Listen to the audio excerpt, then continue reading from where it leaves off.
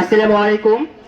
আজকে আপনাদের এই সুন্দর পরিবেশে আসার জন্য আমি আপনাদের সকলের কাছে কৃতজ্ঞ এবং আজকে আমাদের এই র্যালিটি সম্পূর্ণভাবে সফল হয়েছে, তার জন্য আপনাদের সকলকে অসংখ্য ধন্যবাদ।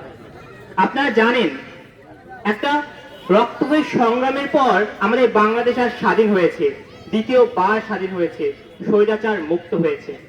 এখন আমাদের মূল দায়িত্ব এই দেশকে সুন্দর করে গড়ে তুলতে হবে, দেশের প্রতিটি কোণাকে সুন্দর করে সাজাতে হবে, যেন ভারতীয় উপমহাদেশ শুধু নয়, পুরো পৃথিবীর মধ্যে বাংলাদেশ একটি উন্নয়নশীল দেশ, একটি আদর্শবান দেশ হিসেবে, একটি নীতিগত মানুষের দেশ হিসেবে পরিচিতি লাভ করতে পারে।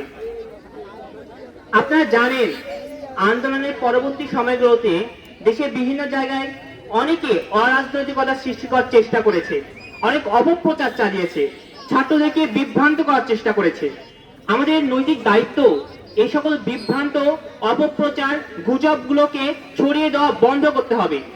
যদি আমরা একটি সুন্দর দেশ করতে চাই, একটি সুন্দর সমাজ বিনির্মাণ করতে চাই, সবার আগে আমাদের ইউনিটি, একতাকে রক্ষা করতে হবে। অনেকেই চাইবে আমাদের একতাকে নষ্ট করতে, আমাদের একতাকে ভেঙে আমাদের মধ্যে 3 বা 4 বা ততোধিক একটি করে দল গঠন করতে, যার মাধ্যমে পরবর্তীতে কোনো আন্দোলন বা দেশ গঠনে যেন আমরা এগিয়ে এসে সংঘবদ্ধ না হতে পারি। এখন আমাদের নৈতিক দায়িত্ব দেশকে সুন্দর করে সাজাতে এবং দেশের সকল যে ক্ষয়ক্ষতি হয়েছে সেগুলোকে আবারও পুনরুদ্ধার করতে আমাদের একতাবদ্ধ হতে হবে। এবং আমাদের বড় ভাইয়েরা আছে এখানে, তারা আমাদের দিক নির্দেশনা দেয়, সেগুলো আমরা যদি মেনে চলি, আমাদের বিরামপুরকে আমরা অনেক সুন্দর করতে পারবো, যেন সৌহার্দ্যের অপর নাম বিরামপুর হয়, এটা যেন আমরা বাস্তবায়ন করতে পারি। ধন্যবাদ সবাইকে। আসসালামু আলাইকুম।